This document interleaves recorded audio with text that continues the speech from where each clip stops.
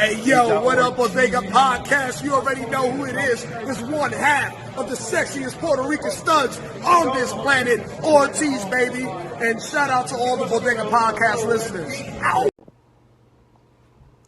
This is Agatha Carter, and you're watching the Urban Wrestling Network. Yo, this is the Lucha Thug, the one-man Lucha gang, El Rey Gordo himself, the King Fat Boy Papo Esco, and y'all rocking with the Urban Wrestling Network. This is Shane Taylor, CEO of Shane Taylor Promotions, and you are listening to the Urban Wrestling Network. Hey, you guys, this is Christi Jaynes, and you're listening to the Urban Wrestling Network. What's really good, ladies and gentlemen? It's the OG Boricua Dandara, a.k.a. the Coquito Papi, a.k.a.s of a.k.a.s of a.k.a.s.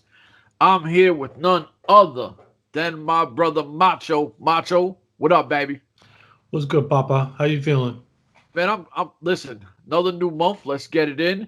But I'm glad I did this and Evil Once didn't have the chance to do it. The newest member to the team, Mr. Mike Larkin. What's good, brother? Well, Chef Ro, just ready to talk some wrestling with you and just shoot the breeze and have a fun conversation with three buddies, just, talking wrestling, shooting the shit as we do. It's a pleasure and a privilege. And that's what I try to tell people. I don't want to do reviews. I fucking hate reviews. I just want to sit here and talk wrestling and record this shit like if we're just hanging out. You know what I mean? Like more of a sit down. Somebody gonna be shooting today. Listen, the Glock is loaded. Got the hollows in the clip, and it's open season. But what I'm going to say, John Cena to AEW, what do you think? It's about time. It's about damn time. If any man can put that on the map and gives Omega a run for his money, it's Cena. Now, you were saying in the chat that his shows are going to be on TBS. Yeah, I've been noticing the ads for that Wipeout show or whatever it is that he has on TV popping up on the AEW Dynamite show. Like at least 2 or 3 times I saw his that ad for that show pop up. And I was like, Tony Khan be opening that door for everybody. Take that pun as intended. Listen, well, a guy like Cena, I'm telling you now, you drive up with the Brinks trucks, a fleet of them. You park them behind, and you're like, yo, Cena, I just need 1 year out of you. Don't even need a year. You can do the Sting thing, right? Just pop in once in a blue moon, have a marquee match for a pay-per-view or something like that, and then next year just throw them into the Hall of Fame. Just beat WWE to it, be like, bam, Hall of Fame, baby. I think for me with Cena, like with AEW, what's interesting is when you bring in a veteran like Christian Cage, and I mean, for the continuity and history that we've seen, like if you were to put him in there with Christian, because we saw that in 2005 when Christian, before he left for his original run in TNA, Total Nonstop Action Wrestling, we saw a little situation there where he was battle rapping him and having some fun there, and Chris Jericho got into the mix. They never really got that one-on-one program. That would actually be very cool just to see how Christian has come along, and he's finally up in the mix, so that would be kind of cool. He can make it good. He can make it short and sweet. He can just, drop that, attitude adjustment, whatever you want to call it. The AARP for Cage. But truth be told, I mean, he's got that movie coming up too. You know what I mean? Suicide Squad. He's going to be in that movie. He's Peacemaker. John Cena? Yes. Yeah, he's in that movie. Yes. He's the dude with the big ass gun and the helmet on. I don't know if you've seen the trailer. It's great. God. Yes, of course. Come on, man. Cena's Hollywood, bro. So I guess exactly. And Tony Khan likes plugging people's movies and shit, bro. Like that's a match made in heaven. Listen, if Cena gets there, and you know what, we're 3 minutes into this. Obviously, I'll say why we did this. Listen. We're a podcast. We can have some fun, too. It's April 1st. April Fools, we don't know what the fuck is going on. We think this shit is hilarious. But to be completely honest with you, if John Cena did go to AEW, that would be that marquee name where I'm going to tell you right now, AEW goes over 1 million views every time John Cena is there. Mm-hmm. It's just like that. I don't know what gimmick we call him. We call him the head of the bed or whatever you want to. Dude, the foot of the table. He can come in as whatever the hell he wants, right? The elitist of the elite.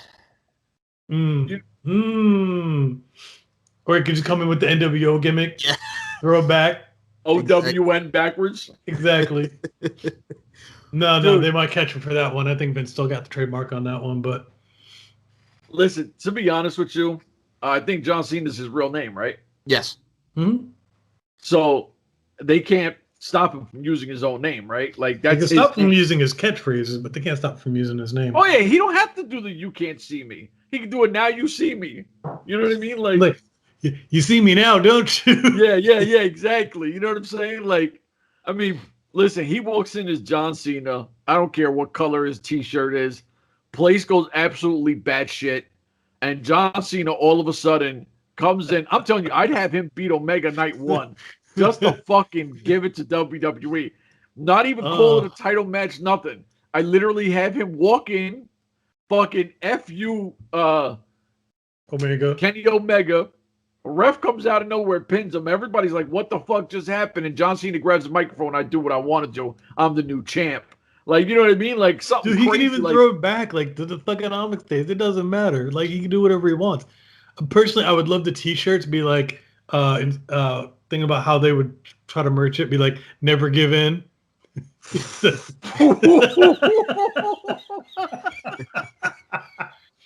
I also and just have Snoop do the remix on it. Just oh my god!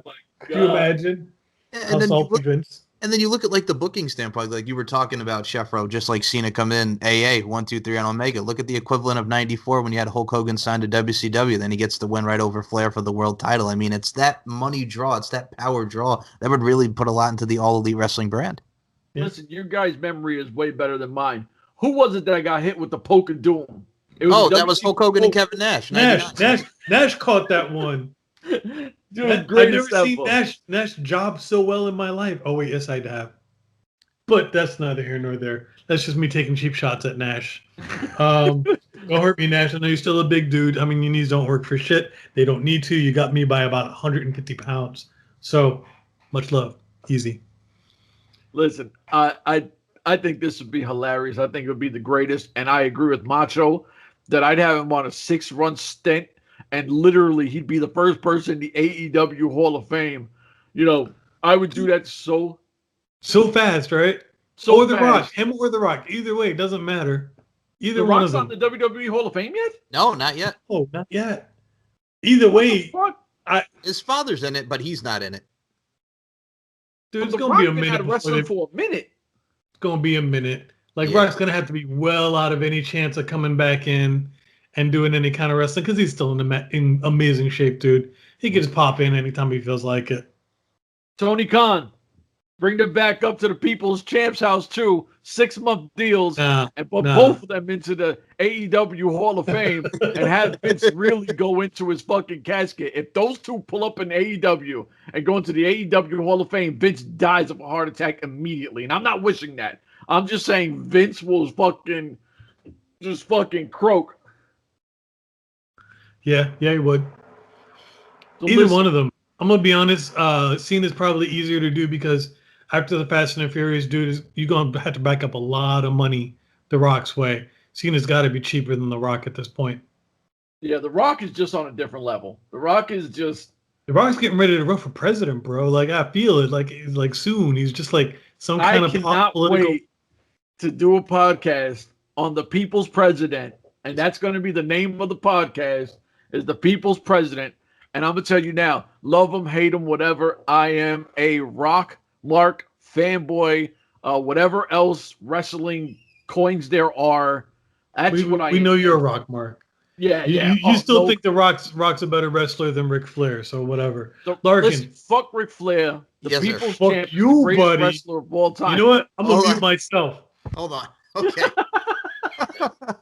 I mean, Chef, as long as I've known you've not been a fan of the one and only Nature Boy, the 16-time World Heavyweight Champion. That is Ric Flair. I will say this. The Rock, great wrestler. When you saw him first come in 96 as Rocky Maivia, green as goose shit, but he evolved through talking, through his verbal exchange, through his wrestling ability. But Ric Flair could always tell that story, whether he's going against Steamboat, whether he's going against Sting, whether he's going against Vader, and many athletes that we've seen from the 80s, 90s, and 2000s all combined. Ric Flair had that storytelling appeal, and you wanted to be Ric Flair. These shoes cost more than your house. Every line, every story that he told through his words, and of course the Jay Lethal promo from 2010. You cannot go wrong with some Nature Boy Ric Flair. Go ahead, Chef. Dude, for real. I mean, like, during his run, people parodied The Rock. Yes. Like, H wore the wig, and, a bunch of them had fun with The Rock, trying to do The Rock shtick, because he was that over and that popular. But would somebody try to do that now? No. But to this day, people are still trying to do Ric Flair. Bro, it's ridiculous. Like, Ric Flair is the most overest of over dudes in the fucking planet. I mean, Ric Flair drip. The Ric Flair drip. You know what? I'm going to end this with fuck Ric Flair. It is what it is. Ladies and gentlemen, for myself, the entire team, Evil Lonce, who's MIA, we don't know if he's been, grabbed up by the cartel or whatever. We're out of here. Deuces.